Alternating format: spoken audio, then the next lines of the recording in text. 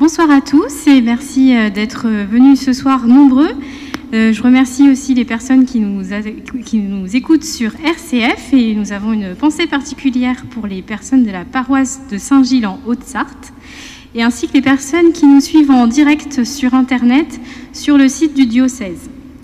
Donc, bienvenue ce soir pour écouter Monseigneur Habert, notre évêque depuis 2011, et qui vient nous parler ce soir de la figure de Saint Joseph, sur le thème qui nous accompagne tout au long de ces conférences de carême, celui de la conversion.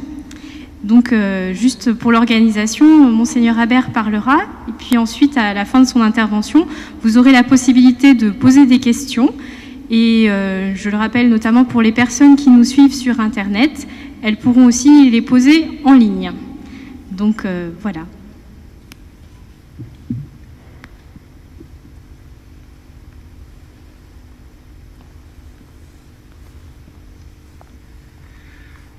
Voilà, bien bonsoir à tous. Je suis heureux de vous retrouver pour ce rendez-vous qui est devenu dans le diocèse au fil des années un rendez-vous important. C'est mercredi de carême organisé par la paroisse d'Alençon.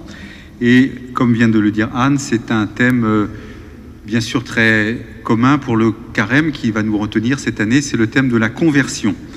Quoi de plus naturel, parce que le carême est par définition le temps de la conversion. J'aime beaucoup les paroles de Saint Paul qu'on a entendues le mercredi des Cendres. C'est maintenant le temps favorable, c'est maintenant le jour du salut. Un temps favorable pour les catéchumènes, et nous avons vécu la belle célébration de l'appel décisif dimanche dernier, mais un temps favorable pour tous les baptisés. Et la question que tout le monde se pose, c'est comment mettre en œuvre ce désir de conversion que nous portons. Alors bien sûr, nous avons les 3 grands remèdes qui nous ont été donnés le mercredi des Cendres, prier, partager, jeûner. Mais c'est vrai que cette année, dans les conférences du mercredi, eh bien, c'est la question du témoignage qui va nous intéresser. Comment les témoignages que nous recevons les uns des autres peuvent être pour nous source de conversion. Il y a déjà eu un premier témoignage la semaine dernière, d'autres suivront. Ils seront très diversifiés et je trouve que cette idée est excellente parce que cela nous donne l'idée que finalement ce chemin de conversion, s'il est éminemment personnel, n'est pas pour autant un chemin solitaire. Nous nous aidons mutuellement sur ce chemin de la conversion et l'expérience de certains peuvent aider d'autres à se convertir. Pour ma part, il m'a été demandé un peu une approche différente puisque en ce 19 mars, je vais vous parler ce soir de Saint Joseph, cette grande et belle figure biblique du Nouveau Testament. Comment Saint Joseph nous aide-t-il à la conversion? C'est par le témoignage de sa vie que ce soir, Joseph va nous aider à réfléchir et à prier. Alors soyons francs d'emblée, la tâche n'est pas très simple car si on se réfère à l'Évangile, les sources sont assez minimes. On ne dit pratiquement pas grand-chose de Saint Joseph dans les Évangiles. En tout cas, lui-même ne prononce absolument aucune parole et on le présente d'ailleurs souvent comme l'homme du silence. Ceci dit, c'est bien par les sources bibliques qu'il va falloir commencer cet exposé. Quelles sont les mentions de Saint Joseph dans les Évangiles? Il est cité un certain nombre de fois. Donc je voudrais, un peu dans une introduction, si vous voulez, faire un petit peu la recension des différentes mentions de Joseph dans le Nouveau Testament. Tout d'abord, l'évangile de Marc, ce sera très rapide parce qu'il n'en parle jamais. Les 2 évangiles qui en parlent le plus, c'est bien sûr les évangiles de Matthieu et de Luc, puisqu'ils sont les évangiles qui nous parlent de la naissance et de l'enfance de Jésus. C'est donc surtout chez Matthieu et Luc que nous allons maintenant regarder de plus près les choses. Ça commence par la grande généalogie de Jésus dans l'évangile de Matthieu au chapitre 1er. Alors je vais lire les passages, ça va nous les remettre à l'esprit, bien sûr nous les connaissons, mais ensuite dans la deuxième partie, on les aura déjà un peu en tête, ce qui évitera de les reprendre. Donc tout d'abord dans ce chapitre 1er de Matthieu, Jacob engendra Joseph, l'époux de Marie, de laquelle fut engendré Jésus, qu'on appelle Christ. Un passage essentiel qui place donc Jésus dans la lignée de David.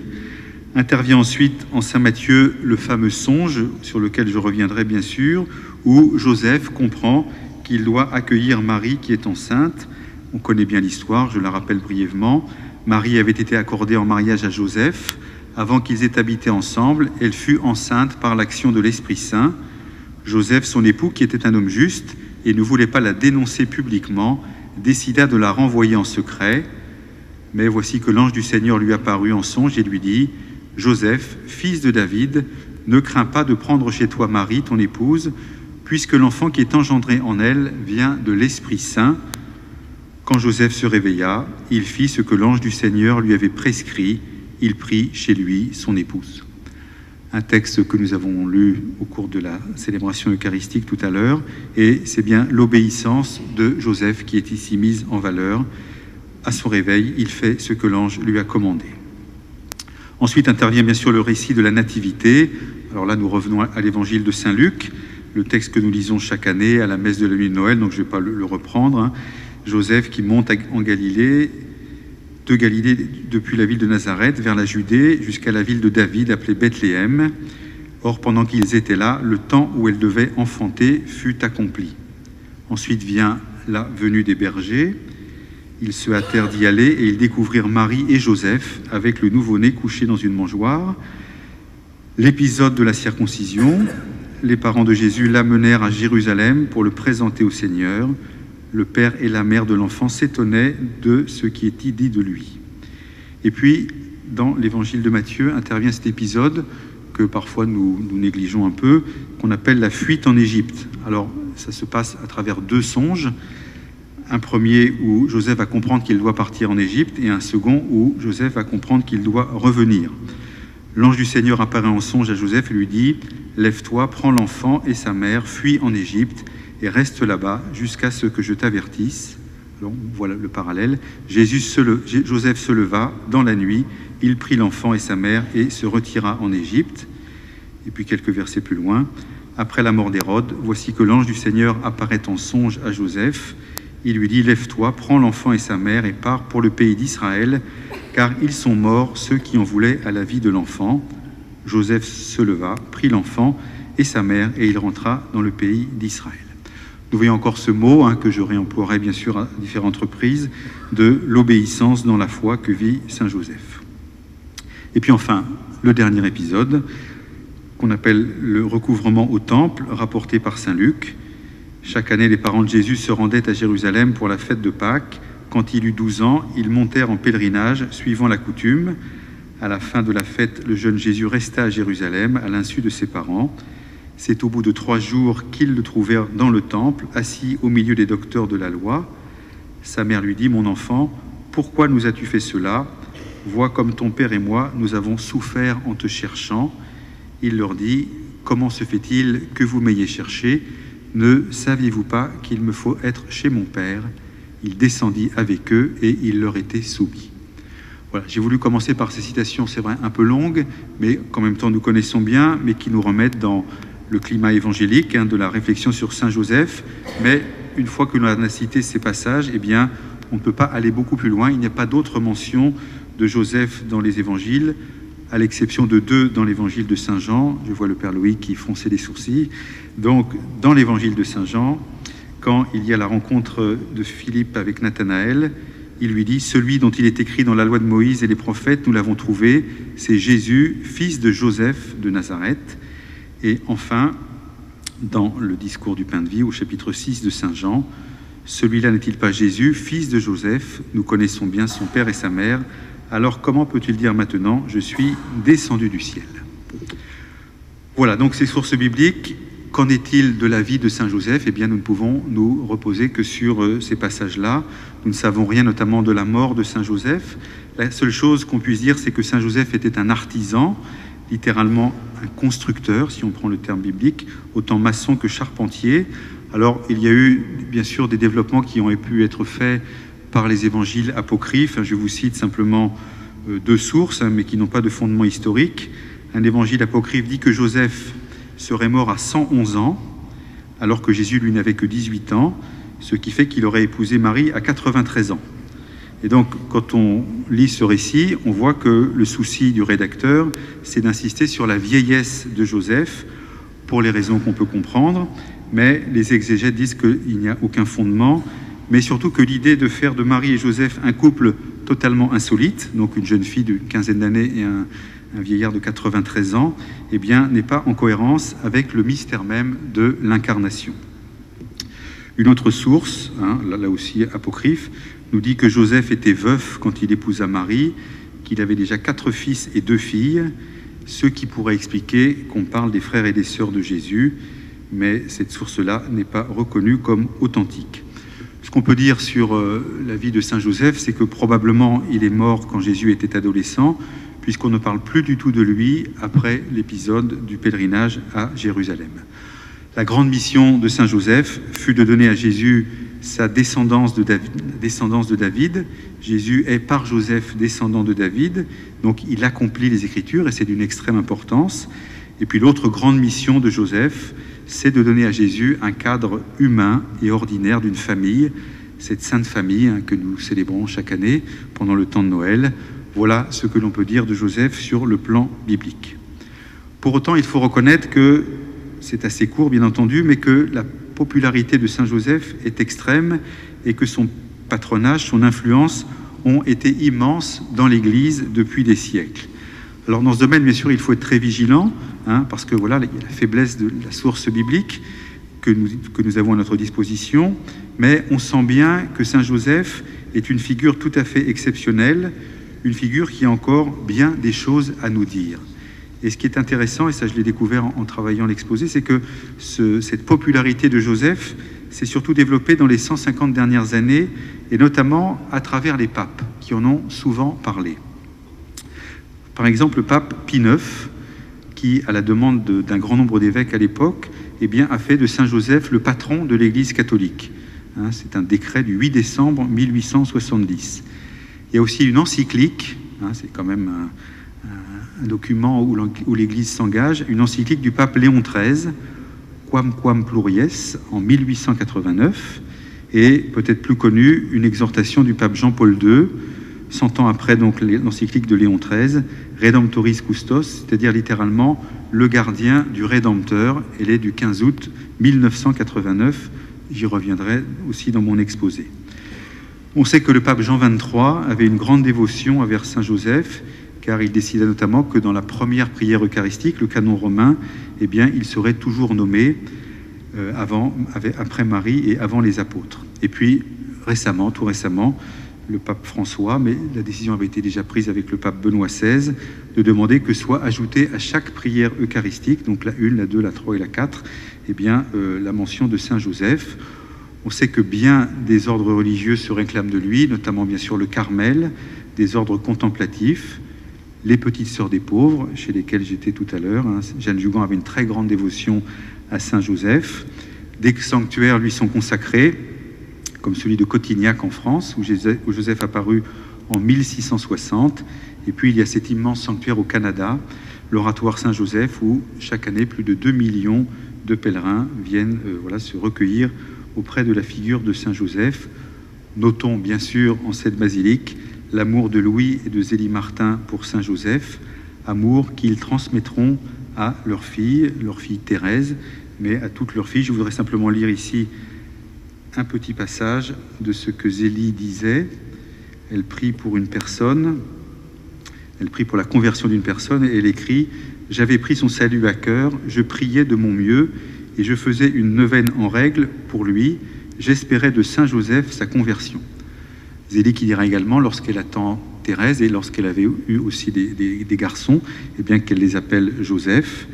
Et Céline aussi, au procès de béatification de Thérèse, écrit « Mon père avait un caractère d'une grande droiture, patriarche, il portait aussi cela physiquement. On lui trouvait encore une autre ressemblance, que je me souviens que lorsqu'il me conduisait au pensionnat, on avait coutume de dire qu'il rappelait Saint Joseph. C'était en effet l'homme juste par excellence, et quand je veux me figurer Saint Joseph, je pense tout de suite à mon père. » Voilà un petit peu, si vous voulez, le cadre à partir duquel maintenant nous allons rentrer dans l'exposé sur Saint Joseph et la conversion. Je vais ici m'inspirer librement donc des deux textes de Léon XIII et de Jean-Paul II, et je dis d'emblée que je ne vais pas m'étendre sur deux aspects très intéressants quand on parle de Saint Joseph et qui sont bien sûr développés dans les textes des papes. C'est bien sûr le thème de la Sainte Famille et aussi l'amour qui unissait Marie et Joseph. Un des thèmes qui sont vraiment développés avec beaucoup de finesse et d'intérêt, mais on sortirait du cadre de la rencontre de ce soir qui est comment Saint Joseph nous conduit-il à la conversion. Donc je vais simplement regrouper autour de trois grandes rubriques sur lesquelles je vais maintenant m'arrêter. D'abord Joseph, un homme de foi. cette foi de Joseph qui nous interpelle. Deuxièmement, Joseph, un homme associé à la mission de Jésus. Et enfin, Joseph, un homme d'église. Voilà, trois points, on aurait pu en choisir d'autres. La foi, la mission et le caractère ecclésial de Saint Joseph. Alors tout d'abord, la foi, c'est vrai que c'est assez usuel de présenter Saint Joseph comme un homme de foi, un homme de confiance, un homme d'abandon à la volonté de Dieu, avec une attitude qui est peu comprise aujourd'hui et qui pourtant est nécessaire lorsqu'on réfléchit au mystère de la foi, à savoir la question de l'obéissance. Joseph, c'est l'homme qui fait de toute sa vie une obéissance complète à la volonté de Dieu, même si cette volonté, eh bien, il ne la comprend pas forcément dans toute sa clarté. Cette volonté de Dieu, il va la recevoir à 3 reprises. Ce sont les passages que j'ai lus, notamment dans les 3 songes. Et ici, son attitude est vraiment belle à contempler. D'abord, quand il s'agit de prendre Marie comme épouse, le texte dit « Quand Joseph se réveilla, il fit ce que l'ange lui avait prescrit. » Quand il s'agit de fuir en Égypte, Joseph se leva dans la nuit, il prit l'enfant et se retira en Égypte. Et quand il s'agit de revenir, Joseph se leva, prit l'enfant et sa mère, et il entra dans le pays d'Israël. Alors pour nous, la difficulté, bien sûr, lorsqu'on entend ces passages de l'Évangile, c'est d'abord le caractère très ramassé de ces textes, de l'expression, et aussi que les choses se déroulent au cours d'un songe, ce qui est évidemment quelque chose de tout à fait original. Rien n'est dit de la réflexion de Joseph, de ses éventuelles hésitations sur les questions qu'il porte en lui, mais l'Écriture fait exprès de nous montrer cela pour à la fois nous montrer la grande disponibilité de Saint Joseph et aussi l'intervention de Dieu. Et le pape Jean-Paul II, dans l'exhortation, donc Redemptoris Custos, écrit « Au début de son pèlerinage de la foi, Marie rencontre la foi de Joseph. Si Élisabeth a dit de la mère du Rédempteur « Bienheureuse celle qui a cru », pour ça qu'on a chanté tout à l'heure « Heureux, bienheureux ceux qui écoutent la parole de Dieu », on peut en un sens attribuer aussi cette béatitude à Joseph, car il a répondu affirmativement à la parole de Dieu quand elle lui a été transmise en ce moment décisif. Ici, Joseph est dans la pure obéissance de la foi. Alors encore une fois, peut-être des questions viendront, mais elles sont de toute façon sans réponse sur qu'en est-il de la psychologie de Joseph, de sa compréhension, qu'en est-il finalement de la façon dont il reçoit cela. Le texte est d'une très très grande sobriété, mais c'est surtout, encore une fois, la disponibilité de Joseph qui est en jeu, et puis cette intervention de Dieu qui vient briser finalement le projet initial qu'il avait lorsqu'il était promis à Marie dans ce mariage. Et le Concile Vatican II, dans un texte tiré de Dei Verbum, eh bien justement, nous interpelle sur cette question de l'obéissance de la foi. Je lis ici un petit passage de la Constitution Dei Verbum.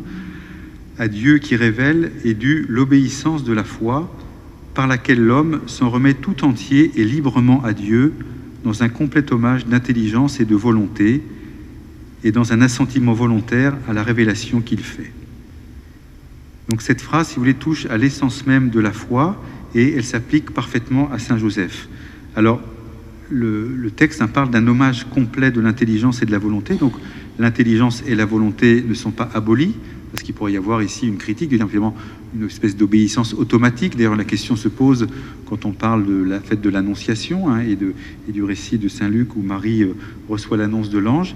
Il y a la volonté qui est en jeu, il y a l'intelligence qui est en jeu, mais qui sont dans un hommage complet à ce qu'on appelle donc l'obéissance de la foi, qui fait que c'est la foi qui va l'emporter, même si elle n'empêche pas la volonté et si elle n'empêche pas la réflexion.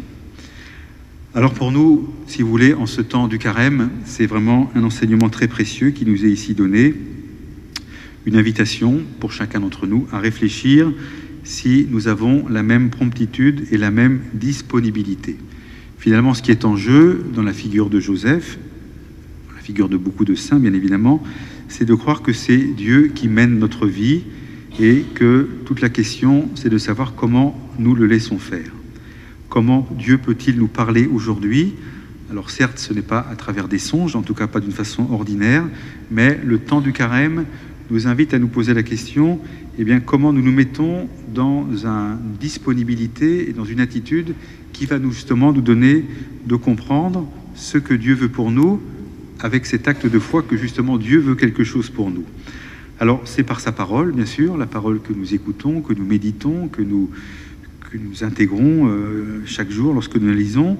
C'est bien sûr dans la prière, dans l'oraison, c'est aussi à travers les appels de l'Église, les appels du monde, c'est également les événements de notre vie, le témoignage des autres. J'évoquais tout à l'heure les conférences qui seront faites dans cette basilique cette année. Donc, un témoignage peut être source de conversion, mais on peut aussi y lire eh bien, le Seigneur qui nous parle à travers les autres. Alors, chacun pourrait compléter la liste, mais ce qui est peut-être le message essentiel de Saint Joseph, c'est que cette compréhension de la parole de Dieu, de ses appels, de Dieu qui intervient dans notre existence, eh bien, elle ne sera possible pour Joseph, et c'est une dimension qui est souvent soulignée chez lui, précisément parce que c'est un homme qui est un homme de silence. Alors ça, c'est un titre que nous devons entendre ce soir dans notre marche du carême, comment Joseph, homme du silence, eh bien, a beaucoup de choses à nous dire par son silence même.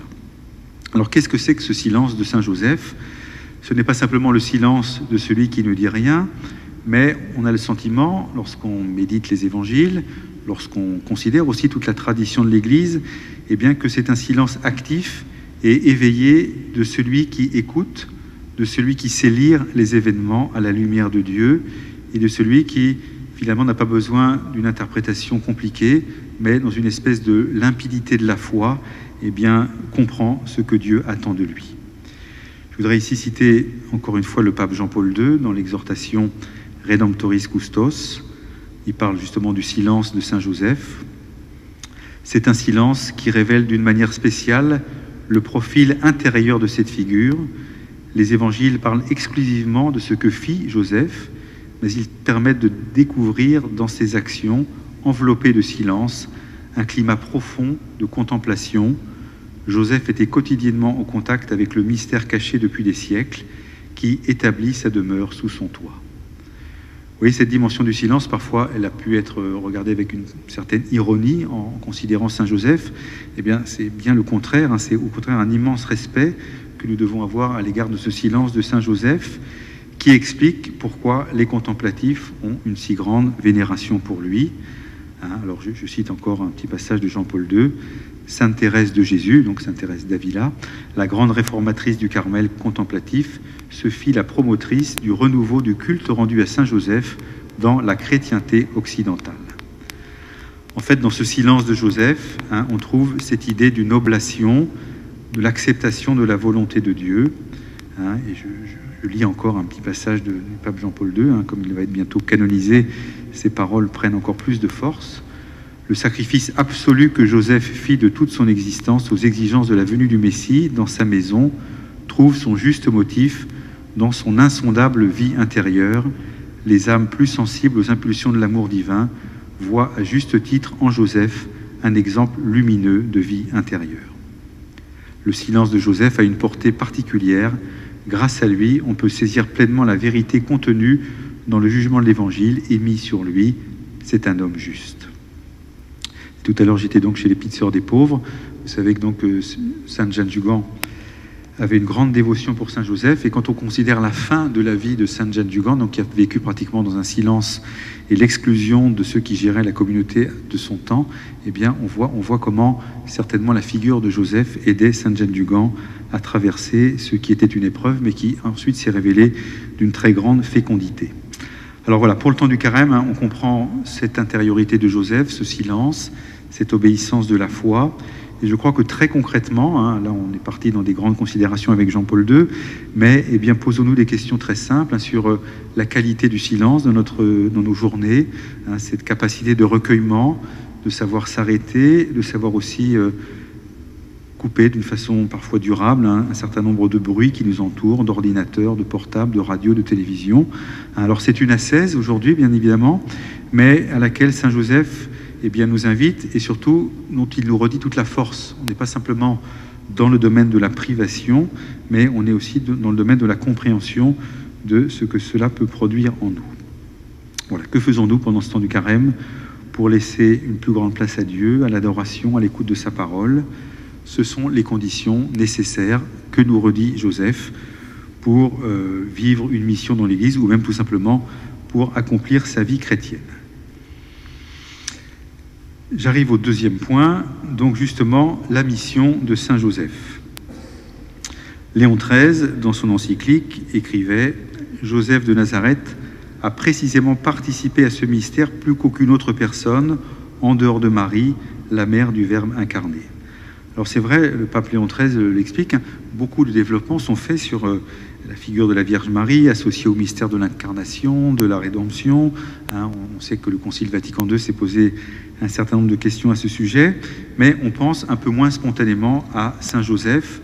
Or, il y a dans cette figure de Joseph une participation différente de celle de Marie, mais tout à fait concrète et tout à fait intéressante à regarder de plus près.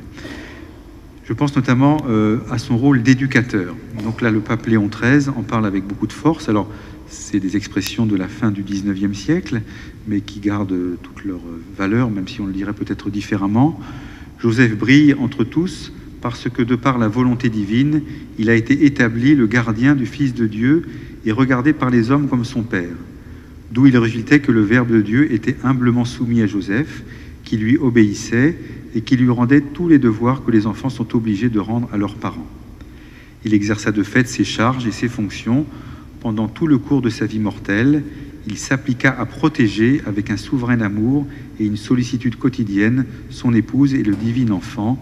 Il gagna régulièrement par son travail ce qui était nécessaire à l'un et à l'autre pour la nourriture et le vêtement. Si vous voulez, ce passage de Léon XIII, je trouve, nous dit des choses du réalisme de l'incarnation, ce réalisme qui se joue dans d'autres passages où Joseph est en cause, notamment dans la question du recensement.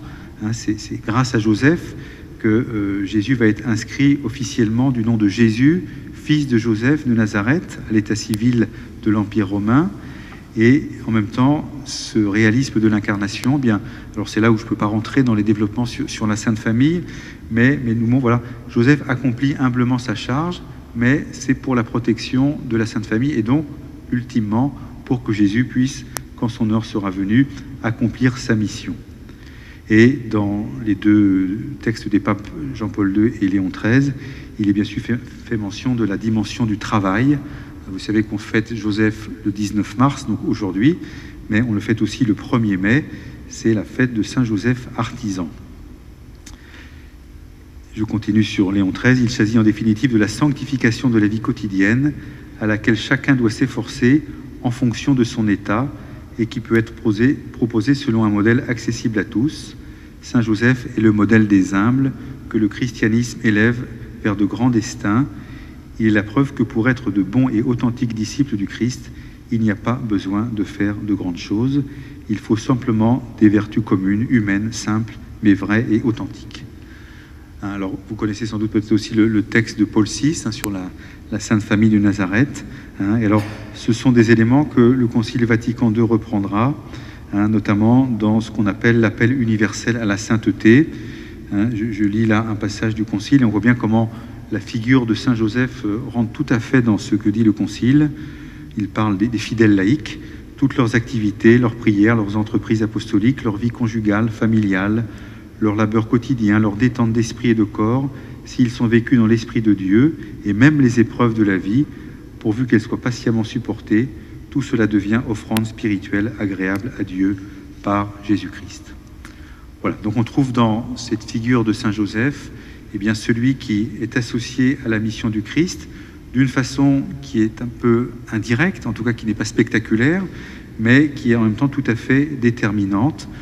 Alors, nous-mêmes, je trouve, pendant ce temps du carême, en considérant Saint Joseph, posons-nous la question, comment nous sommes, même modestement, associés à la mission du Christ et comment, dans les tâches les plus quotidiennes, ordinaires, que nous sommes tous invités à vivre, nous pouvons y mettre l'intensité. Alors, rappelez-vous ce que j'ai pu dire sur le recueillement et le silence de Joseph, pour que cela soit fait en Dieu et non pas des tâches profanes qu'on accomplirait à côté d'un aspect religieux de notre existence. qui se jouerait simplement à des moments particuliers. Voilà, enfin la troisième chose, donc première qui est autour de la foi, la seconde, la deuxième autour de la mission, la troisième c'est autour de ce rapport entre Saint Joseph et le mystère de l'Église. Ce matin, il y avait l'office des lectures pour la fête de Saint Joseph, un texte de Saint Bernardin de Sienne, un franciscain du XIVe siècle, et il donne un peu les éléments sur ce rapport de Saint Joseph à l'Église. Saint Bernardin écrit « Si tu compares Joseph à tout le reste de l'Église du Christ, n'est-il pas l'homme particulièrement choisi, par lequel et sous le couvert duquel le Christ est entré dans le monde de façon régulière et honorable. Si donc toute la Sainte Église est débitrice envers la Vierge Marie, parce que c'est par elle qu'elle a pu recevoir le Christ, après elle, c'est à Saint Joseph qu'elle doit une reconnaissance et un respect sans pareil. » Donc Bernardin de Sienne nous invite à avoir de la reconnaissance pour Saint Joseph, et toutes les mentions que j'ai faites tout à l'heure des papes l'ont rappelé, le pape Pie XI qui avait déclaré Joseph patron de l'Église catholique, le pape Paul VI aussi invitait souvent à l'Église à se mettre sous son patronage. Alors quel est ce lien entre Joseph et l'Église? Je vais ici simplement prendre deux aspects qui sont un peu différents mais complémentaires. Le premier, c'est que, si vous voulez, dans toute l'attitude intérieure de Saint Joseph, eh bien, nous découvrons ce qu'est l'Église. Alors, vous allez me dire, c'est ce qu'on dit aussi de la Vierge Marie, mais justement, il y a un lien tout à fait intéressant à faire entre eux. Et je cite ici Jean-Paul II dans son exhortation, « Comme le dit Vatican II, l'attitude fondamentale de toute l'Église doit être celle de l'écoute religieuse de la parole de Dieu, c'est-à-dire de la disponibilité absolue à servir fidèlement la volonté salvifique du Dieu révélé en Jésus. » Et donc, dans les passages qu'on a entendus, on peut dire que Joseph a une attitude profondément ecclésiale. Il écoute la parole, il la met en pratique, il fait confiance, même si le cours de son existence en est bien sûr profondément modifié. Et ainsi l'Église, si elle contemple la figure de Joseph, eh bien comprend que dans son pèlerinage terrestre, l'Église, et chacun d'entre nous, nous qui sommes les fils et les filles de l'Église, eh bien il doit en être ainsi pour nous, l'attitude de ceux qui écoutent la parole, qui se laissent instruire et qui la mettent en pratique. Comment l'Église, chacun d'entre nous, se laisse conduire par l'Esprit Saint à l'image de Saint Joseph.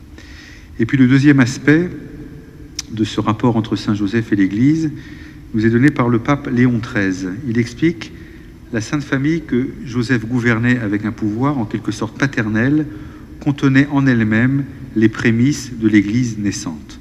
Donc Joseph veille sur la Sainte Famille qui est l'image de l'Église, et Joseph continue de veiller sur l'Église d'aujourd'hui. Et la messe qu'on a célébrée dans l'Église catholique aujourd'hui pour Saint Joseph le dit clairement dans son oraison d'ouverture. Dieu Tout-Puissant, à l'aube des temps nouveaux, tu as confié à Saint Joseph la garde des mystères du salut. Accorde maintenant à ton Église, aujourd'hui soutenue par sa prière, de veiller sur leur achèvement. Alors, je trouve que c'est intéressant, et c'est là-dessus que je vais conclure, comment, dans ce temps du carême que nous vivons, eh bien, nous en profitons pour purifier notre rapport à l'Église. Comment nous reconnaissons dans l'Église le lieu à travers lequel l'œuvre du salut continue de se manifester et sans laquelle elle ne pourrait plus se manifester, et comment nous sommes associés, pour reprendre les paroles mêmes de l'oraison, à l'achèvement par l'Église des mystères du salut. Et je voudrais ici attirer votre attention sur le fait peut-être de nous poser comme question, comment est-ce que nous veillons, nous, sur l'Église? Est-ce que nous parlons d'elle avec respect, avec fierté, avec amour? Alors bien sûr, c'est nous qui sommes confiés à l'Église, c'est l'Église qui est notre mère, c'est elle qui nous nourrit, qui nous protège, qui nous rassemble, mais prenons aussi conscience que l'Église, en quelque sorte, nous est confiée. Le visage de l'Église dépend de nous, de notre attitude intérieure, de la façon dont nous nous engageons, dans la façon aussi dont nous servons l'unité, dont nous travaillons à son service. J'aime bien une phrase de Madeleine Delbrel qui disait « L'Église, il faut s'attacher à la rendre aimable ». Et souvent, il peut arriver, c'est une tentation, mais justement les tentations, elles sont données pour que nous sachions y résister. Il y a une tentation parfois de se considérer un petit peu à l'extérieur de l'Église et puis de la juger d'une façon un petit peu hautaine, en disant « l'Église pourrait faire ci ou l'Église pourrait faire cela ». Alors l'Église a toujours besoin d'être réformée, et donc voilà, on peut dans l'Église être un germe de cette réforme, mais en même temps, comment nous accueillons l'Église telle qu'elle nous est donnée aujourd'hui, sans rêver à ce que nous aimerions qu'elle soit, sans rêver à ce que peut-être elle a pu être avant, et souvent il y a beaucoup de rêves dans ce domaine, sans rêver à ce qu'elle pourrait être demain, mais l'Église d'aujourd'hui, telle que le Seigneur nous la confie, nous la donne. Je trouve que la figure de Saint Joseph peut nous aider vraiment sur ce chemin de veiller sur l'Église et d'essayer de l'aimer et de la faire aimer autour de nous. Je crois que la fête de Saint Joseph et ce que je viens d'évoquer peut nous rendre attentifs à cette dimension essentielle de la vie chrétienne. Voilà un petit peu ce que je voulais vous partager, comment Saint Joseph nous aide sur notre chemin de foi, comment il nous renvoie à notre mission, y compris dans les choses les plus ordinaires, et aussi comment Saint Joseph suscite en nous un amour plus grand de l'Église. Eh bien, je pense qu'on va faire une petite pause maintenant, on va écouter un peu de musique, on va chanter, et puis après, ce sera le temps des questions.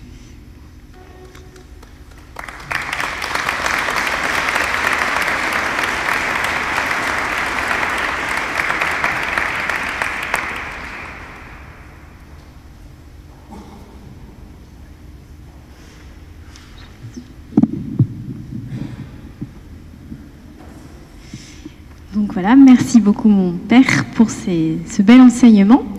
Donc nous allons passer avec des corbeilles parmi vous. Si vous avez des questions, vous les notez sur un petit papier et on les fera remonter pour que je me fasse votre intermédiaire auprès de Monseigneur Habert. Et puis pour ceux qui nous suivent sur Internet, il est toujours possible d'envoyer des questions directement sur le site web. Et elles seront aussi relayées.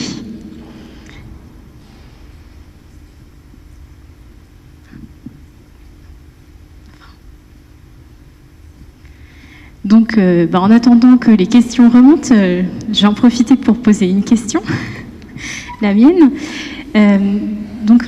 Monseigneur, vous parliez de la figure de Saint Joseph et de la réflexion qu'elle peut nous amener à avoir sur nous-mêmes en ce temps de carême.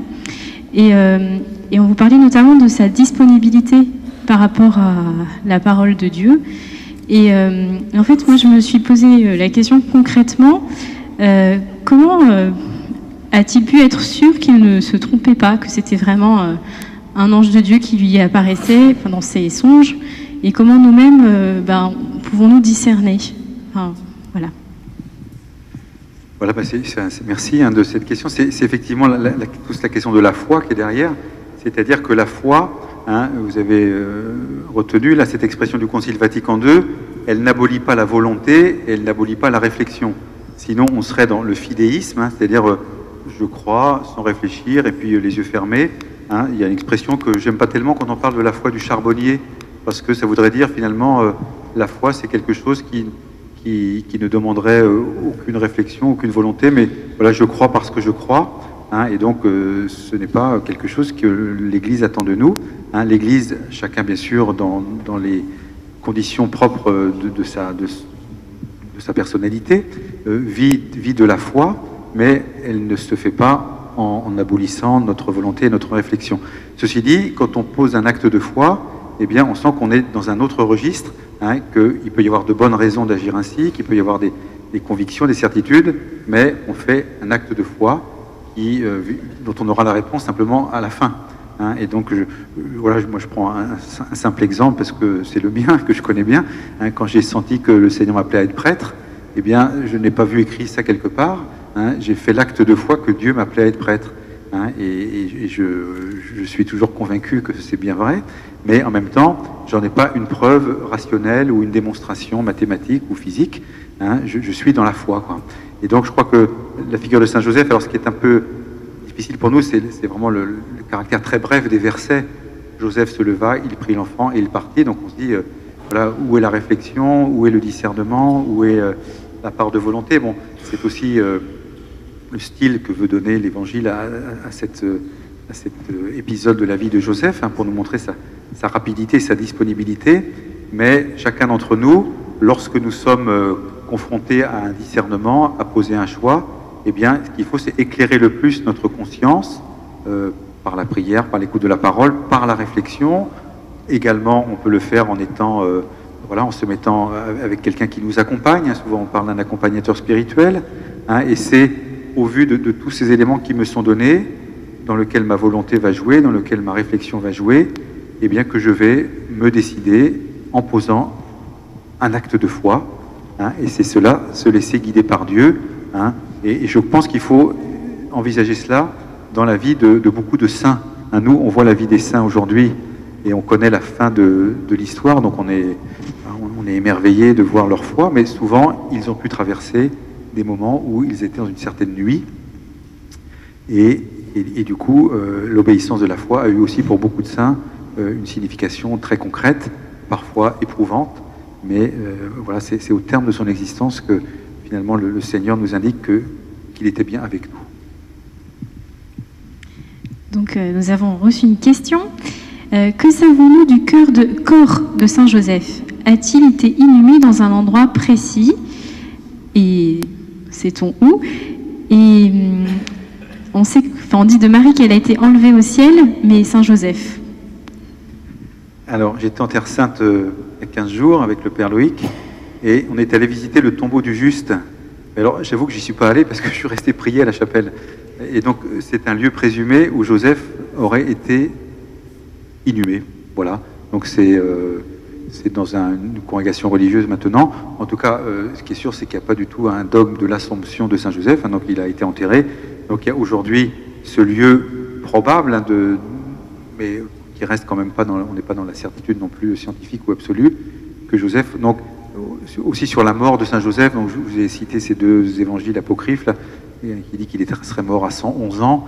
Donc, non, enfin, il est mort, on ne sait pas comment, ni quand, ni dans quelles conditions, mais en tout cas, il est mort et il est enterré, quoi. À l'inverse, évidemment, à la différence de la Vierge Marie dans le mystère de l'Assomption.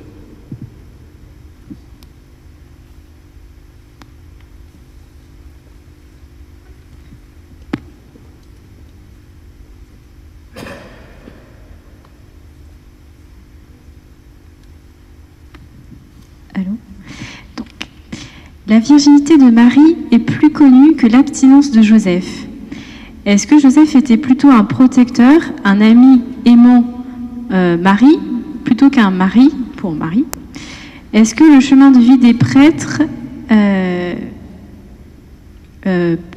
est-il d'être abstinent, en fait? Ou est-ce que c'est une option? Pour les prêtres, non, c'est pas ça? Ah, pardon. Excusez-moi. Non, c'est pas du tout une option. Alors, justement, c'est intéressant parce que, alors, c'est évidemment les choses dont j'ai pas parlé, parce que là, on est dans des éléments qui sont justement, comment dire, tout à fait bien médités par Jean-Paul II et par Léon XIII, et donc qui font que, justement, l'évangile qui dit que Marie aurait épousé un vieillard de 93 ans, eh bien, justement, voudrait nous faire entrer dans cette logique qu'il n'était pas possible qu'il y ait une saine relation entre Marie et Joseph en dehors de la sexualité. Or, on peut penser, alors là, on est vraiment là dans la projection, on n'a aucune certitude absolue qui serait dans des récits bibliques, mais qu'il y a eu vraiment une grande tendresse entre eux, un grand amour, ils étaient promis l'un à l'autre dans le mariage. Alors, effectivement, Marie est bouleversée par l'Annonciation et Joseph est bouleversé par le songe qu'il reçoit. Donc voilà deux personnes qui vont mettre toute leur vie au service du plan de Dieu, et donc leur vie va en être radicalement transformée, mais pour autant, et ça c'est important de le dire, eh bien, l'intensité de leur amour l'un pour l'autre n'en a été que déployée. Et c'est important de le dire parce que j'avais beaucoup aimé la phrase que le pape Benoît XVI avait dite à Cologne. Il avait dit du genre n'ayez pas peur du Christ, il n'enlève rien, il donne tout. C'est-à-dire que quand on se donne au Christ, eh bien, on reçoit au centuple. Vous savez, cette fameuse parole de l'Évangile, quiconque aura perdu à cause de moi et l'Évangile, un père, une mère, un frère, des sœurs, des enfants, une terre, une maison, recevra dès aujourd'hui au centuple. Donc on peut penser que le lien entre Joseph et Marie, eh bien, a été très beau, très respectueux, très délicat. Donc, hors bien sûr de la sexualité, mais alors un Joseph protecteur, effectivement, qui va protéger la Sainte Famille, un Joseph aussi qui va initier Jésus. Là, on a des images d'Épinal un petit peu sur Jésus qui travaille dans l'atelier de son père, de charpentier, et un Joseph qui va certainement manifester de la tendresse à la fois à son épouse et à son fils. Ce qui nous montre que tout dans les relations humaines n'est pas forcément de l'ordre de la sexualité. Et je pense que c'est un message pour le temps que nous vivons essentiel, quoi. Alors, je ne sais pas si c'était la question autour des prêtres, mais de fait, un prêtre n'a pas de relation sexuelle, évidemment. Il est engagé dans le célibat et donc il est aussi dans l'abstinence, mais il peut avoir aussi une vie amicale qui soit profonde. Et donc, il y a des amitiés de prêtres avec les fidèles des paroisses qui sont très belles et qui ne sont voilà, pas du tout à quelque chose qui serait à mettre un peu sous le mode d'un danger quelconque. Alors, bien sûr, il y a toujours une vertu de prudence à avoir dans toutes les relations qu'on a de toute façon, mais je trouve que de contempler ce couple Marie et Joseph dans la Sainte Famille, dont on ne sait quand même pas grand-chose, reconnaissons-le, mais est très beau, et moi ça me gênerait si on me disait si Joseph avait 93 ans quand il s'est marié avec Marie. Je trouve que ça aurait été compliqué pour la fuite en Égypte, il aurait été fatigué. Oui, il aurait eu du mal quand même. Et aussi l'autre apocryphe qui dit Joseph était veuf, il avait déjà des enfants, donc sous-entendu il était déjà très vieux. Et voilà, je crois que ça peut dénoter une certaine peur de la sexualité. Alors, la sexualité peut entraîner, et on le sait bien aujourd'hui et de tout le temps, un certain nombre de dérives, mais elle n'est pas en même temps ce dont nous devons avoir une peur absolue, et que la Sainte Famille soit donnée en modèle nous le rappelle.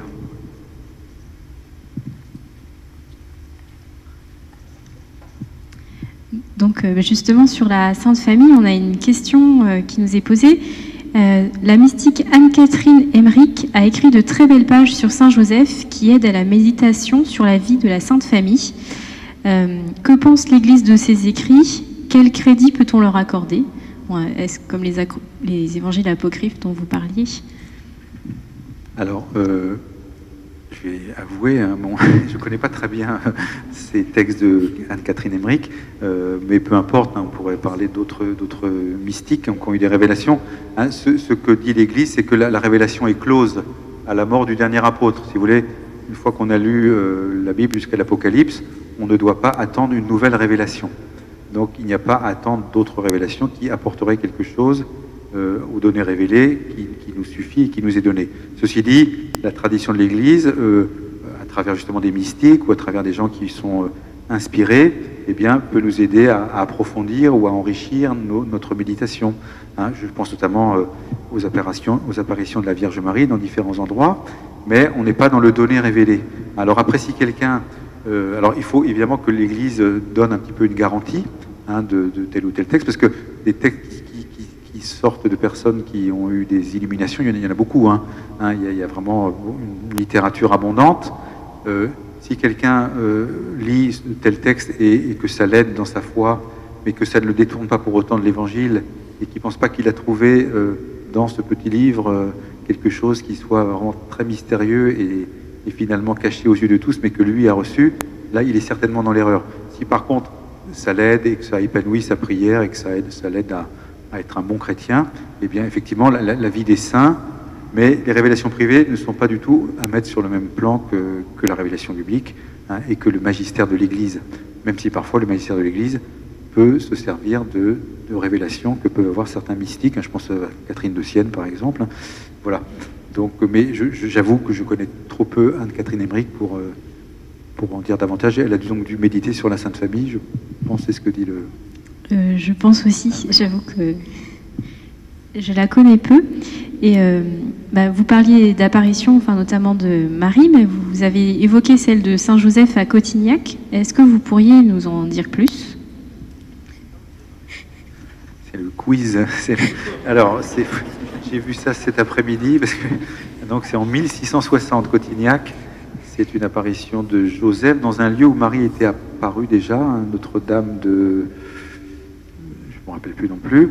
Donc c'est la seule apparition de Joseph, je crois, enfin reconnue et authentifiée, donc c'est en France. Par contre, il y a ce grand sanctuaire au Canada, où il y a aussi la figure d'un d'un frère, le frère André, qui était un saint, hein, qui a été d'ailleurs canonisé, et qui avait aussi une grande dévotion pour Saint Joseph. Donc, à ma connaissance, mais alors là, j'avoue, je ne suis pas être affirmatif, à part Cotignac, je ne connais pas d'autre endroit où Saint Joseph soit apparu, en tout cas d'apparition reconnue par l'Église, ce qui est le cas à Cotignac. Je crois qu'à Cotignac, il y a justement un pèlerinage des pères de famille annuel. Et donc, c'est la communauté Saint-Jean, hein, qui tient ce sanctuaire, et ils font chaque année des pèlerinages pour les pères de famille.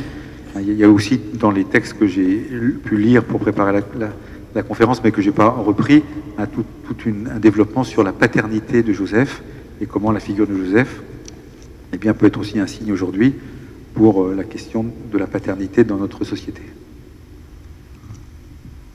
Oui, d'ailleurs, comme père de la Sainte Famille, il a aussi assuré beaucoup de ses besoins matériels. Beaucoup de personnes le prient justement pour ces questions matérielles. Qu'en pensez-vous? C'est du domaine de l'intercession, c'est-à-dire que on sait que parfois certains saints, entre guillemets, se spécialisent dans tel ou tel type de demande. Quand on a perdu ses clés, il faut invoquer saint Antoine de Padoue, c'est pour ça que je le prie régulièrement. Il y a des... Alors voilà, il faut se méfier quand même dans ce genre de choses d'un aspect un peu trop magique ou superficiel, quoi, hein. Donc on peut prier pour des choses matérielles, hein, et bien sûr on peut prier pour notamment cette cause si importante de trouver du travail, hein. Donc il faut un peu ce que j'ai par rapport à votre question sur la foi, il faut mettre toute son intelligence, toute sa volonté, toute son énergie pour se soigner, pour trouver du travail, pour obtenir telle ou telle chose, hein. Donc d'ailleurs Jésus dit dans l'Évangile, hein, cherchez, vous trouvez, frappez, la porte vous sera ouverte. Et puis après on peut s'abandonner au Seigneur, hein, dans le mystère de sa sainte providence, en lui disant Seigneur, maintenant agis. Et après, dans ce beau mystère qui est une joie, hein, surtout de la communion des saints, et bien confier effectivement telle ou telle intention à tel ou tel saint. Ici, vous savez que Louise Élie Martin, les miracles qui sont en jeu souvent pour la prière d'intercession, c'est sur les petits-enfants, par exemple. Oui.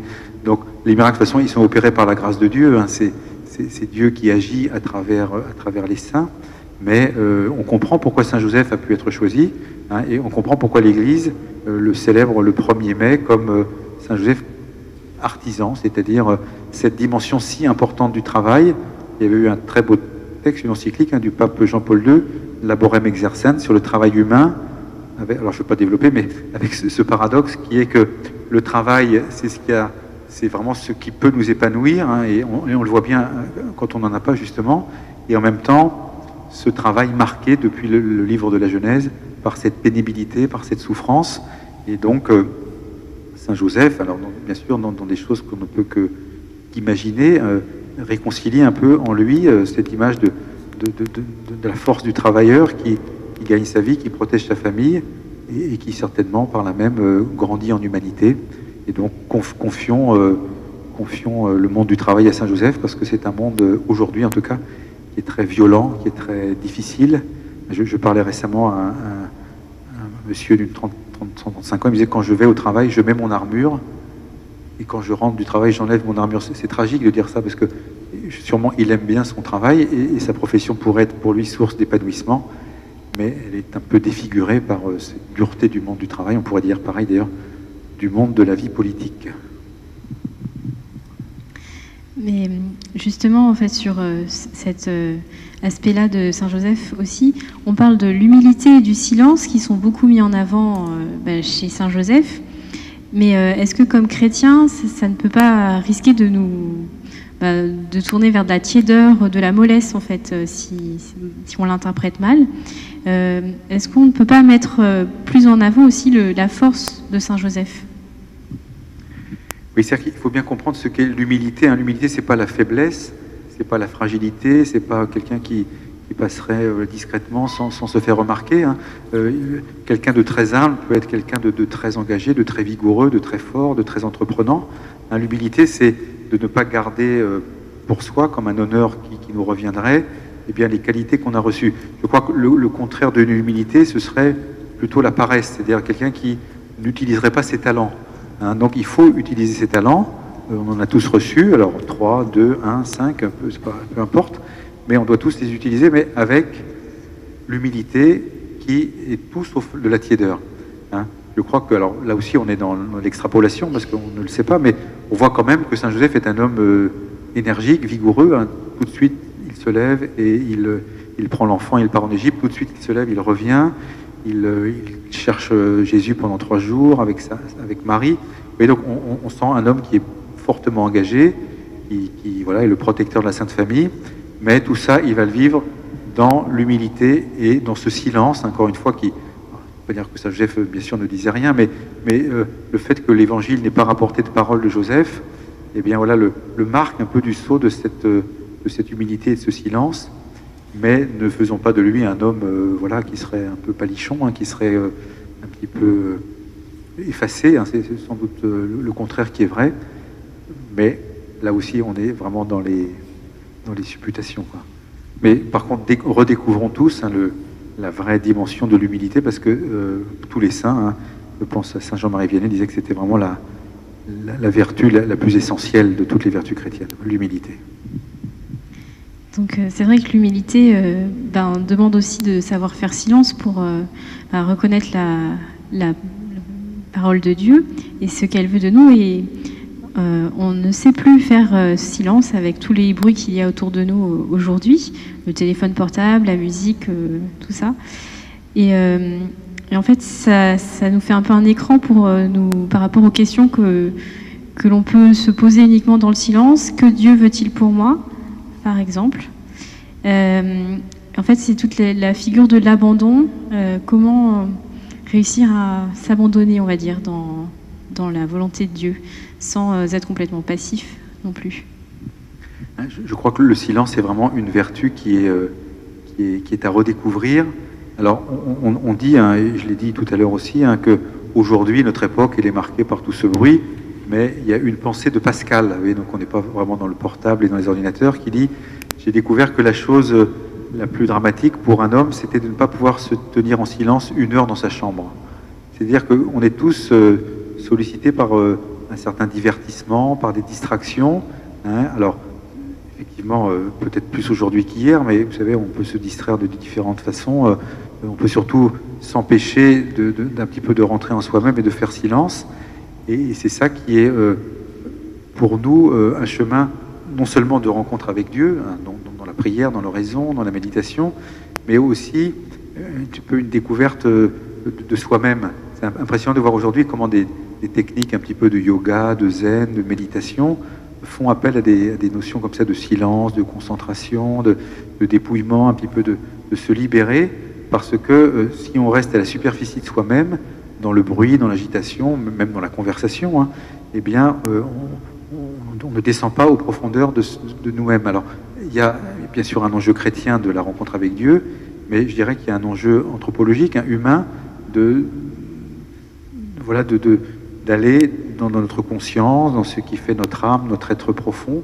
Hein, et hélas, aujourd'hui, on sent que des personnes n'ont jamais pris le temps de faire cela, quoi. Ils vivent un petit peu dans une espèce de fuite en avant permanente. Alors, il ne s'agit pas de jeter la pierre, hein, la vie n'est pas facile, il y a des conditions de vie difficiles, hein, et c'est vrai que, bon là, il ne faut pas partir dans tous les sens, mais le Concile Vatican II, lorsqu'il avait parlé des conditions de l'homme de ce temps, justement, parler des conditions de logement, vous voyez, quand vous habitez dans un endroit où il y a du bruit tout le temps, où vous ne pouvez jamais être un peu tranquille, ne serait-ce que pour se reposer, pour lire, pour faire silence, eh bien, vous atrophiez en vous beaucoup de capacités, quoi. Donc, goûtons ce silence, mais en même temps, il est bienfaiteur, il est bienfaisant, mais il est onéreux, parce que c'est souvent plus facile d'avoir un fond de musique, de je sais pas quoi, qui nous... Alors qu'en soi, c'est pas mauvais, bien sûr, mais voilà, il y a une vigilance, je crois, à avoir, et Saint Joseph nous le rappelle avec force, quoi. Et justement, dans la Sainte Famille, c'est aussi un petit peu paradoxal qu'il soit un modèle de silence en famille. Enfin, combien ça a dû être porteur pour lui, mais aussi pour les autres membres de la Sainte Famille. Et à travers nos propres familles, les enfants, l'adolescence, comment vivre un peu ce modèle de Sainte Famille, de silence, d'écoute? Oui, alors effectivement, là aussi, ce sont beaucoup de développements qu'on aurait pu reprendre, surtout du texte de Jean-Paul II d'ailleurs sur la Sainte Famille. C'est vrai que c'est une Sainte Famille qui est un modèle qui est paradoxal, puisque voilà, on a le père putatif qui est Joseph, on a Marie qui est vierge, on a un fils qui est le fils unique qui est le Fils de Dieu. Donc c'est une famille qui, bien sûr, est absolument unique. Mais ce qui est intéressant dans la Sainte Famille, c'est que, et justement dans tous les débats qui ont eu lieu ces derniers mois sur les questions de la famille, de voir quand l'Église dit que la famille est un élément structurant de la vie humaine, eh bien, elle s'appuie sur l'expérience séculaire de sa vie, mais elle s'appuie surtout sur le modèle même de l'incarnation, c'est-à-dire que Dieu, pour devenir vraiment un homme, a voulu passer par une famille. Et donc, la famille n'est pas un accident de parcours, la famille n'est pas un modèle qui un jour serait dépassé, c'est ce que Dieu veut pour que nous puissions grandir humainement, donc hommes et femmes.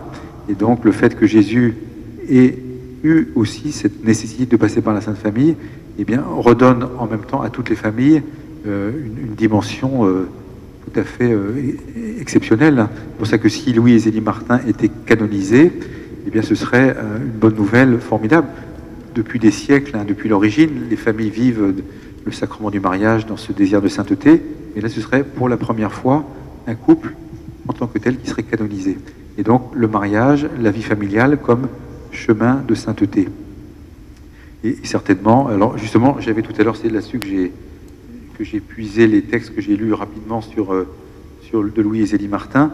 Vous avez un numéro de la revue de Thérèse de Lisieux qui est consacré à Saint Joseph, où il y a beaucoup d'éléments à la fois sur Louis et Zélie Martin et Saint Joseph, mais aussi Thérèse et les filles Martin dans leur rapport à Joseph.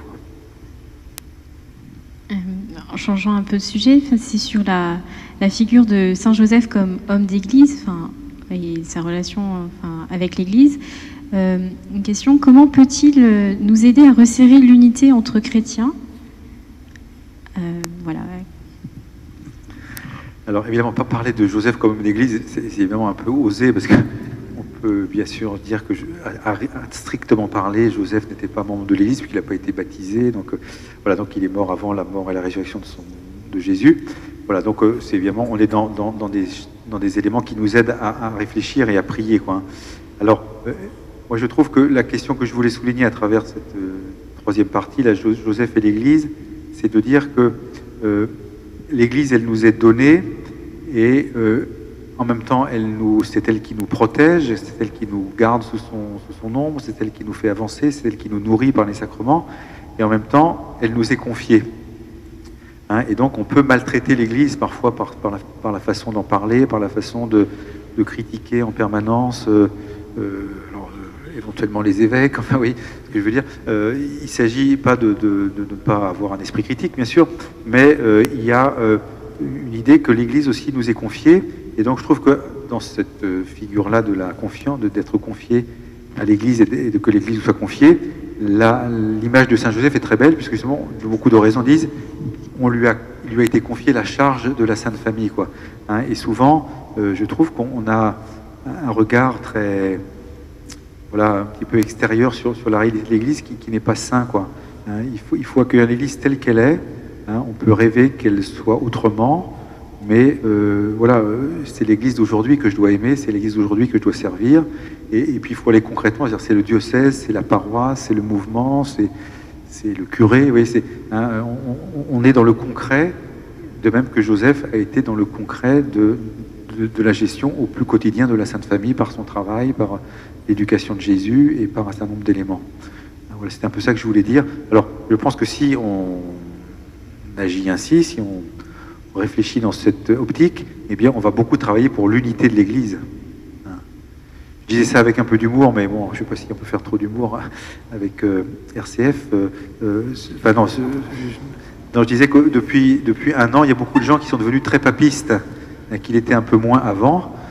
Et moi, ça m'agace un peu, c'est-à-dire qu'il faut être papiste, quel que soit le pape, il faut aimer le pape, quel que soit le pape qu'on a, parce que c'est le pape que Dieu nous donne, quoi. Il faut aimer le curé que Dieu nous donne, il faut aimer, voilà. Et je trouve qu'on est un peu dans une espèce d'attitude voilà, un petit peu de consommateur qui juge l'Église comme elle devrait être. Donc il faut l'aimer, c'est parfois éprouvant. Et je crois que Saint Joseph nous y aide. Et au-delà de la famille chrétienne, il peut être aussi une figure qui nous relie à d'autres foi, notamment à celle de nos frères juifs, puisque la foi de Joseph, comme le signale un de nos auditeurs, qui obéit aussitôt à la parole de l'ange, fait beaucoup penser à la foi d'Abraham, qui obéit aussitôt à l'appel de Dieu, qui lui dit « Va, quitte ton pays et ta descendance ». Et puis, comme vous le disiez, Joseph était un juif. Oui. Alors, il y a un livre qui vient de sortir, là, qui a été écrit en 2013, d'un exégète dominicain, qui a fait toute une étude sur, justement, Joseph accomplissant des figures de l'Ancien Testament. Alors, bien sûr, il y a la figure d'Abraham, mais il y a d'autres figures que cet exégète, que le Père Loïc évoquait d'ailleurs en Terre Sainte, considère. C'est vrai qu'on est vraiment dans un homme charnière entre l'Ancien et le Nouveau. On peut même dire que voilà, il appartient aussi au Nouveau, mais il est essentiellement un homme de l'Ancien Testament. C'est d'ailleurs lui qui donne la lignée de David à Jésus. Et donc, c'est vrai qu'on voit en Joseph un juif fervent, ce petit reste qui attend la consolation d'Israël et qu'il accomplit par son obéissance et par sa promptitude à écouter la parole et à la mettre en pratique. Mais voilà, ce livre, j'avoue que je l'ai acheté hier, et donc je ne l'ai pas lu encore, mais il me semble très intéressant. Le père s'appelle Philippe Lefebvre. Voilà. Donc voilà, dans quelles conditions et à quelle époque Joseph a-t-il été reconnu saint, puisque voilà, il n'était pas chrétien? Ah oui. Alors, si vous voulez, il y a toute une série de... La règle pour les canonisations, ça intervient plutôt au XIIIe siècle, autour de saint François d'Assise. Donc, il n'y a pas eu un procès de canonisation pour Joseph, ni pour Marie, ni pour un certain nombre de personnes.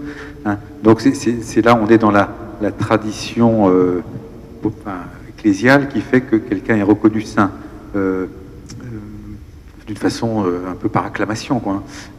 L'idée d'un procès vient encore une fois qu'au XIIIe siècle. Donc Joseph est entre guillemets canonisé bien avant. Il est canonisé par le peuple de Dieu. C'est vrai que c'est surtout au niveau de la réforme du Carmel, Sainte Thérèse d'Avila, que je citais tout à l'heure, que la figure de Saint Joseph va réapparaître fortement. Donc on est au XVIe siècle. Et puis aussi peut-être l'apparition à Cotignac, qui va certainement aussi approfondir cette dévotion. Et puis les papes, je vous dis, dans les 150 dernières années, avec le pape Pie IX, Léon XIII, Jean XXIII, Paul VI, Jean-Paul II, Benoît XVI aussi en parle. Donc voilà, comme une figure que l'on aime, qui nous encourage. Sainte Jeanne d'Ugand, par exemple, avait une très très grande dévotion. Là, on est au 18e, 19e siècle pour Saint Joseph. Mais peut-être que, alors là, je ne sais pas, le texte du bréviaire aujourd'hui, c'est Saint Bernardin de Sienne, donc c'est le 14e siècle. Est-ce que dans les pères de l'Église, on parle beaucoup de Saint Joseph? Peut-être. Pas les premiers. Ouais.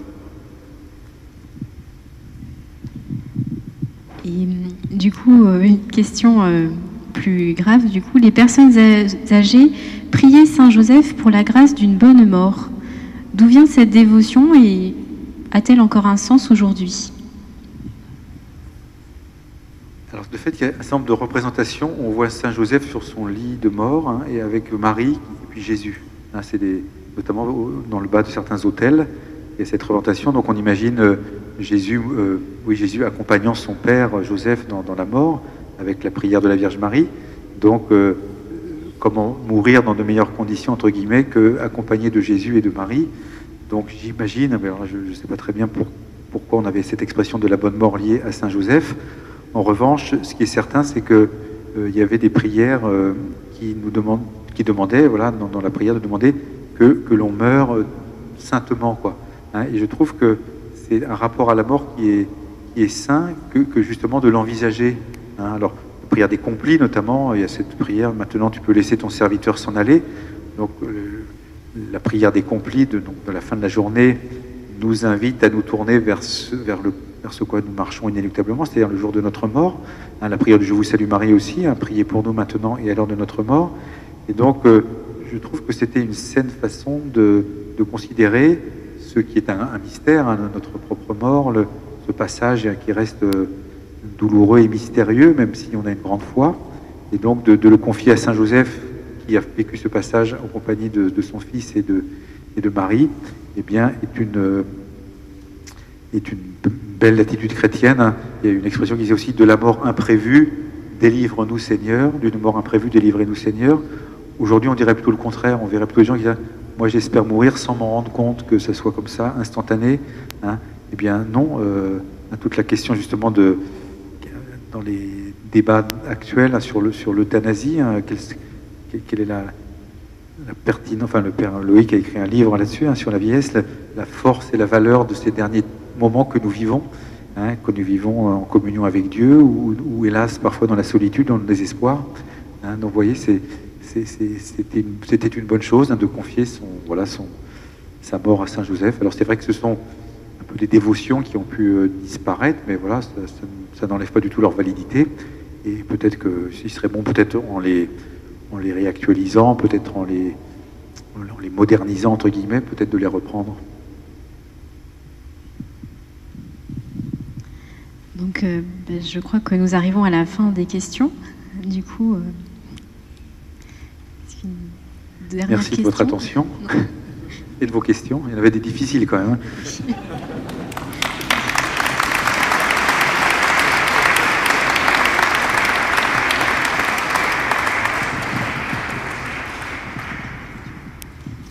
Voilà, mais si vous voulez, on va conclure notre soirée par un temps de prière. Donc, bien évidemment, nous allons prendre une prière à Saint Joseph que les étudiants vont lire un peu à tour de rôle. Hein, mais gardons peut-être à l'esprit à la fois ces enseignements de la parole de Dieu que j'ai voulu exprès relire au début de mon exposé des évangiles. Et puis voilà, cette tradition de l'Église qui porte Joseph dans une grande estime. Hein, peut-être que pour certains d'entre nous, ça a été un peu une découverte de découvrir la figure de Joseph et plus largement la figure des saints qui sont nos amis, qui sont à nos côtés. Donc nous portons tous des intentions et laissons-nous porter par cette prière à Saint Joseph. Et puis ensuite, nous dirons ensemble notre Père et puis en pensant à cette Sainte Famille, nous chanterons aussi le Je vous salue Marie. Joseph le juste, tu as marché dans la foi sur les chemins de la vie et de la prière. Tu n'as pas craint de prendre chez toi Marie. Tu as été appelé à servir la mission de Jésus par l'exercice de ta paternité et de ton amour. Apprends-nous à reconnaître la volonté du Père.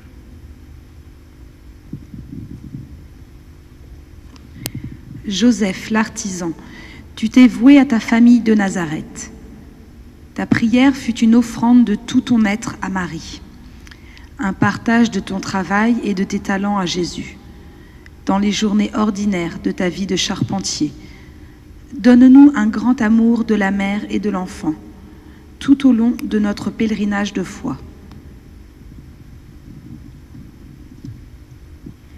Joseph le priant, tu as porté le ciel dans tes bras, tu as été avec Marie, homme du silence et de l'écoute. Ton cœur fut souvent brûlé par la parole faite chair. Rends-nous attentifs à l'action de l'Esprit Saint quand nous prions le Père dans le secret de notre âme, que nous nous laissions modeler par le ressuscité.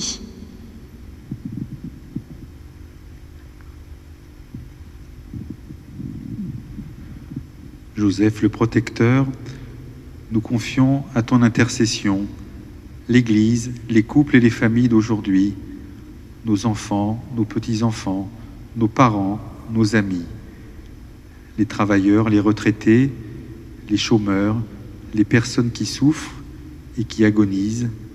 Merci de nous accompagner et de nous exaucer.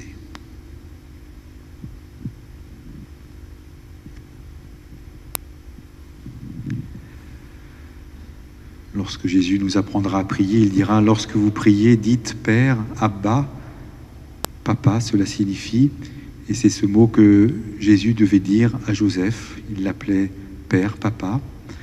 Et donc en pensant à Joseph et à ce Père des cieux qui nous aime et qui nous protège, ensemble nous disons « Notre Père, qui es aux cieux, que ton nom soit sanctifié, que ton règne vienne, que ta volonté soit faite sur la terre comme au ciel. Donne-nous aujourd'hui notre pain de ce jour. Pardonne-nous nos offenses, comme nous pardonnons aussi à ceux qui nous ont offensés, et ne nous soumets pas à la tentation, mais délivre-nous du mal.